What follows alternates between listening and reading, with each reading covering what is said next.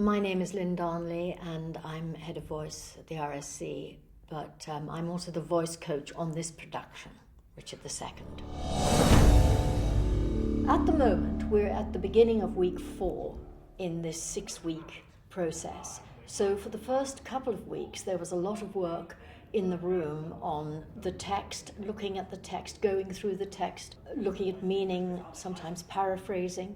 Now the actors are up and on the floor, they've done their research. So just last week, really, I began to get actors through to my one-to-one sessions. And now I'm really trying to develop that link with the rehearsal room so that what I'm doing is significant. Being a voice coach is quite varied. We do a number of things. We address the physical aspect of the voice, the posture, the breathing, the articulation, sometimes to go back to beating out the iambic, tone change.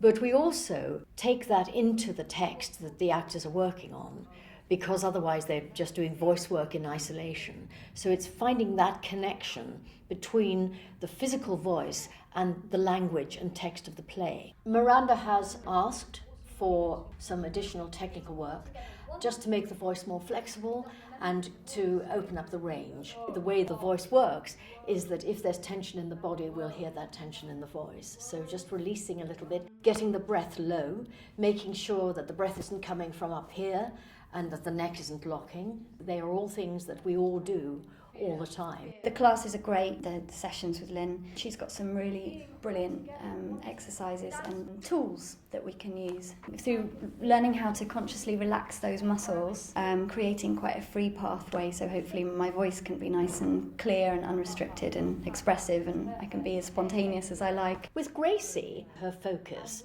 is to work on these very big understudies that she's covering. She's covering Eleanor and the Duchess of York.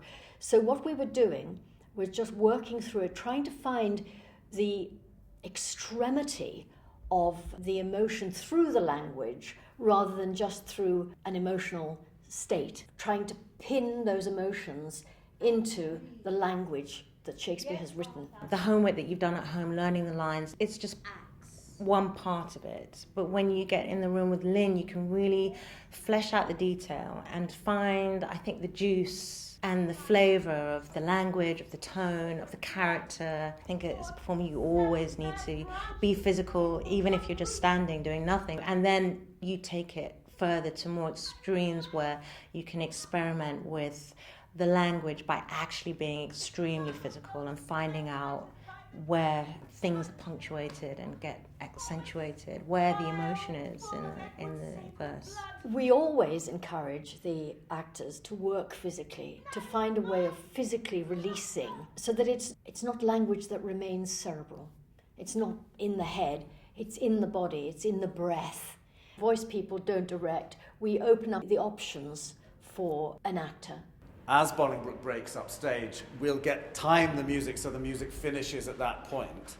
So in emptiness, without the slow step, comes Mowbray, which makes everybody bristle, and maybe John of Gaunt can prevent Bolingbroke from, because if Bolingbroke is walking up stage and doesn't see him at that point, turns to see him and is about to go, John of Gaunt stops him, and then we have the flourish and the king's trumpet arrives, and the king just comes skipping in.